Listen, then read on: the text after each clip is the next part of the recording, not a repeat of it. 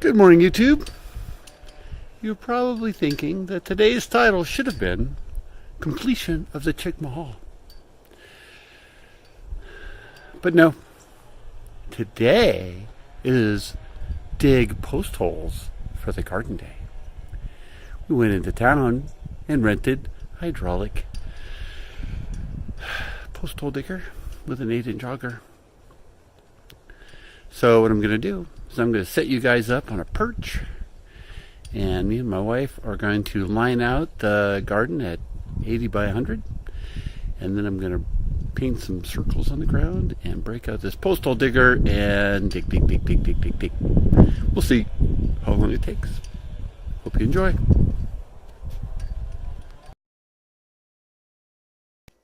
Let's see if I can explain what we're doing here.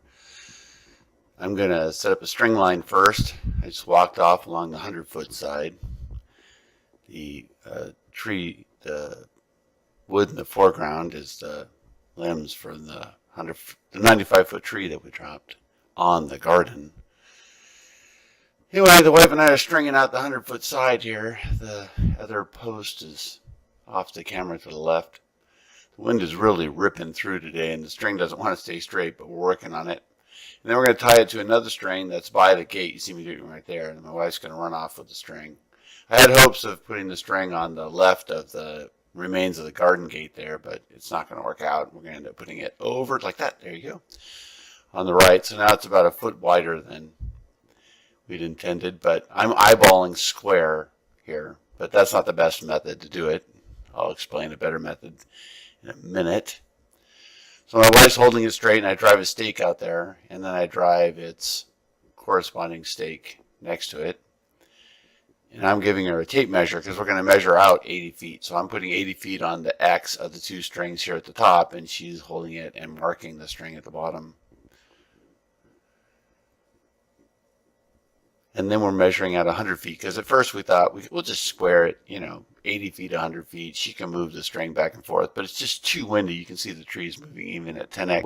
So we're going to use a 3-4-5 method, which basically says if you start at the yellow arrow, which is the point of the two lines, and you measure out 3 feet to the red arrow and then 4 feet to the blue arrow, that the blue and the red arrow will be 5 feet apart. And that makes it square. I put a post really close to the area so we could figure out where that square was.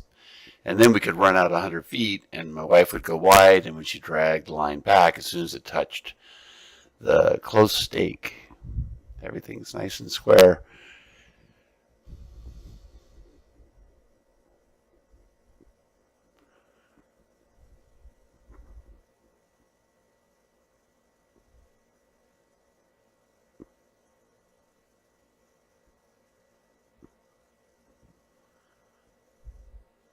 I actually pulled the stake over, had to reset it. So now we have 3 sides all done. We have to do one more mark, the 100-foot mark. Didn't bother to do it the first time.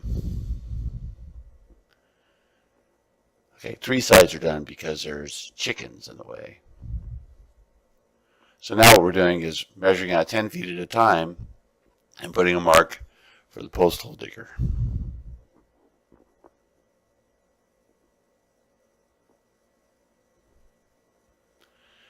And like I said, the chickens are in the way. So we get all this done. Instead of making my wife stay out in the cold wind, we decide we'll move the chickens and then finish the marking up that left side. There's no video of it, of course, because it's off screen. You're going to roll up all that string because I'm sure the post hole digger will just eat it. And here we are. You see the chickens are now in the middle of the garden, and I'm breaking out the post hole digger. The challenge of this thing is its weight and the slope of my land. I mean, if it was perfectly smooth and flat, then this thing would be all that and sliced bread. It is pretty much all that and sliced bread anyway. This is only 10x, and you can see that in the brief time it took me to complain about how hard it is to move around, I'm busting out holes. So you start it, and then you push it. You push the unit back a little bit to get the drill bit to go in straight. and it busts out a hole. Now, if it finds a nice big root or a rock, you're done. You just stop. You might as well go and get your post hole digger and your breaker bar. Out of the 36 holes that I drilled, only about 5 of them didn't make it.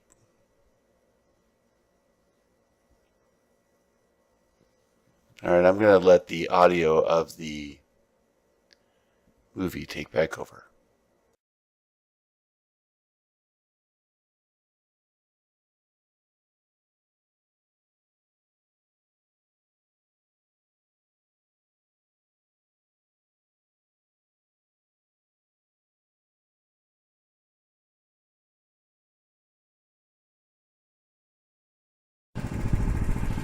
The struggle is real, my friends.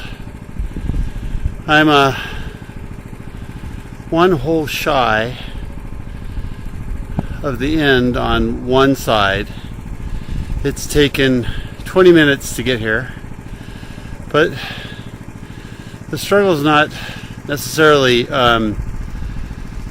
digging the hole. It's getting that thing wrangled into position on the slope. I do have one. And keeping it straight. Man, my heart is beating. I am not going to film any more of it, but 20 minutes for 10 holes, not bad. I will see you when I'm done. Post holes dug. It's 3:15 right now. Starting to feel like I worked all day. So what did I do today? Got up at 6. Came out and fed the monster chickens. Took care of the turkeys. That's also how I finish my day. Whenever I finish my day. If it's 6 p.m., same. If it's 3 p.m., whatever. Got to drive my tractor today. It always makes me happy. But it was because that post hole digger was too bloody heavy after doing 2/3 of the holes to pull it back up the hill. So to do the last part, I had to pull it up the hill on the tractor and then post hole my way back down the hill. Post hole digger, all ready to go back to the rental place. Let me go show you what the garden holes look like. I hate it when I lose my train of thought. Got up at 6, took care of the animals.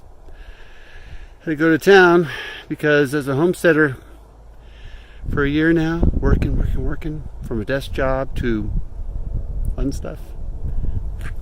Jacked my elbow. We went and did this little procedure on it, so I had to go in for physical therapy. Then I picked up the post hole digger, got home at 11:15.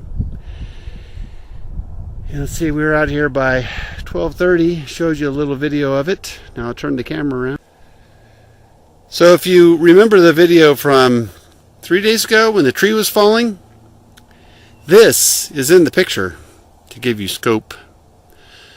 That is the part of the tree that's still on the ground near the stump. It went, I took down the fence so that I could drop that tree. You also see that tree in the snow melting montage. But anyway, there's the northwest corner of the garden. It trucks off 80 feet down there towards where that log is. And this was the most challenging part to post hole because it's on a slope. We made wood piles, but it goes 100 feet that way and then 100 feet that way. And we only get to be here for a few days because they're actually going to move over where that rubbish is right there. And the meat birds will be where that pile of wood is. And they're going to work their way down that hill this year. Of course, the chickshaw is fully self-contained. It powers their electric net with solar power, so that's kind of cool. Anyway, it'll be fun to watch this garden evolve. Sorry for the walking motion in the camera. But there you go. Oh, there's the lower corner. It jets off to a hole right between those two stumps over there. These guys love to be moved. And he loves to crow when I'm recording a video. Their chickshaw, that's Justin Rhodes' design. Slight modifications on my part. You can see the front legs are jutting out. The the strength of those against the snow and whatnot just didn't cut it. I'm going to have to update that. The lid also blew off in the last windstorm and took the back wall out with it. So when I do a repair of the Chickshaw video, yeah, there's going to be a little bit of work involved. And on that note, have a great day, and I'll see you tomorrow.